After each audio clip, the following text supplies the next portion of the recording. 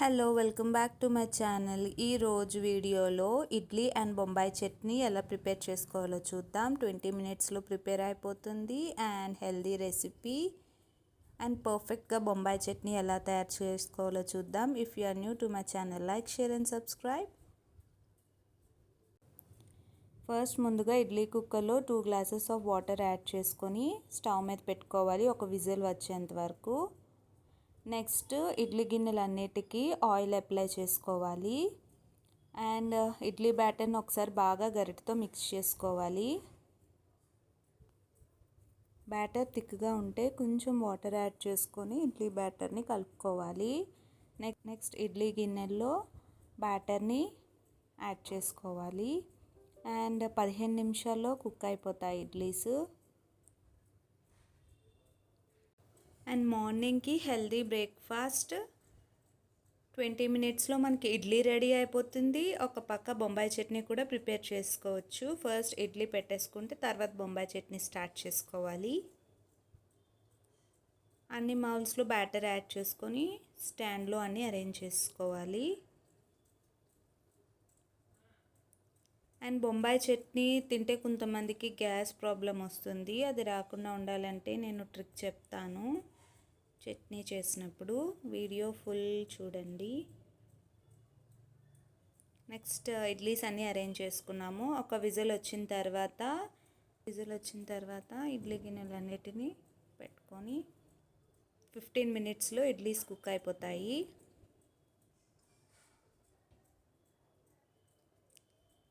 ఒక పక్కన ఇడ్లీస్ కుక్ అవుతే ఒక పక్కన బొంబాయి చట్నీ కూడా ప్రిపేర్ చేసుకుందాం. మన స్పూన్ ఇన్సర్ట్ చేసి చూసుకుంటే క్లీన్గా వస్తే ఇడ్లీ కుక్ అయినట్టు అర్థం. అండ్ ఇడ్లీ ప్రిపేర్ అయిపోయింది. నెక్స్ట్ బొంబాయి చట్నీ ఎలా తయారు చేయాలో చూద్దాం.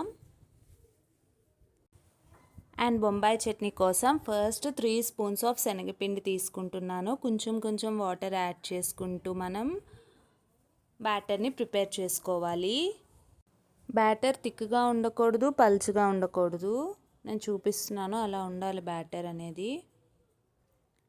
అండ్ నెక్స్ట్ ప్యాన్లో ఆయిల్ యాడ్ చేసుకొని వెల్లుల్లి అండ్ ఎండుమిర్చి యాడ్ చేసుకొని వేయించుకోవాలి.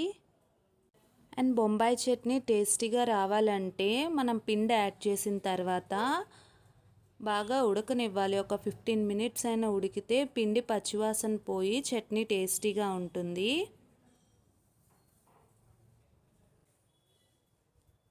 నెక్స్ట్ మినప్పప్పు, శనగపప్పు, ఆవాలు, జీలకర్ర, సోంపు, అల్లం ముక్కలు వేసుకొని వేయించుకోవాలి.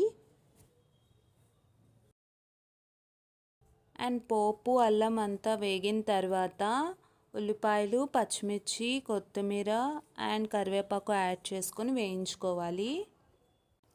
మీకు కావాలంటే టొమాటోస్ కూడా యాడ్ చేసుకోవచ్చు. నేనైతే యాడ్ చేయట్లేదు. ఉల్లిపాయ కాస్త ఎర్రగా వేగనివ్వాలి. అండ్ ఉల్లిపాయ వేగిన తర్వాత half spoon of salt add చేసుకొని 1 మినిట్ ఫ్రై చేసుకోవాలి. ఉప్పు యాడ్ చేసుకొని ఒక 1 మినిట్ ఫ్రై చేసుకోవాలి.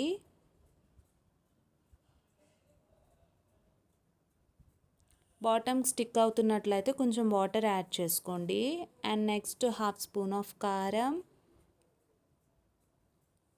హాఫ్ స్పూన్ ఆఫ్ ధనియా పొడి అండ్ ట్రిక్ వచ్చేసరికి 2 pinches ఆఫ్ బ్లాక్ సాల్ట్ యాడ్ చేసుకోవాలి. బ్లాక్ సాల్ట్ యాడ్ చేసుకుంటే కొంచెం గ్యాస్ ప్రాబ్లం తగ్గుతుంది. నెక్స్ట్ తర్వాత ఒక 2 మినిట్స్ ఫ్రై చేసుకోవాలి. కారంలో ఉన్న పచ్చివాసన పోతుంది. నెక్స్ట్ మనం వాటర్ యాడ్ చేసుకోవాలి. నేను 3 స్పూన్స్ ఆఫ్ శనగపిండి తీసుకున్నాను. So 2 glasses of water add చేసుకోండి.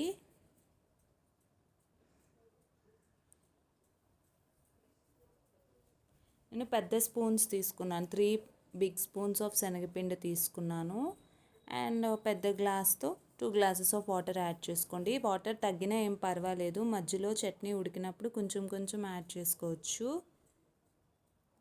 నెక్స్ట్ వాటర్ బాయిల్ అయిన తర్వాత మనం ముందుగా ప్రిపేర్ చేసుకున్న శనగపిండి బ్యాటర్ని యాడ్ చేసుకొని మిక్స్ చేస్తూ ఉండాలి. లేదంటే ముద్దలా అయిపోతుంది. కొంచెం కొంచెం యాడ్ చేసుకొని అలా కలుపుతూనే ఉండాలి, లేదంటే చట్నీ అంతా ముద్దలా అయిపోతుంది. ఒకవేళ మీకు వాటర్ సరిపోవట్లేదు అంటే కొంచెం వాటర్ యాడ్ చేసుకోండి. ఒక 15 మినిట్స్ అయినా ఉడికితే చట్నీ చాలా బాగుంటుంది. అండ్ కారం ఉప్పు సరిపోకపోతే ఒక 10 మినిట్స్ తర్వాత యాడ్ చేసుకొని ఉడికించుకోవాలి. బొంబాయి చట్నీ రెడీ అయిపోయింది. If you like my videos, like, share and subscribe, and thank you for watching, and healthy breakfast is ready.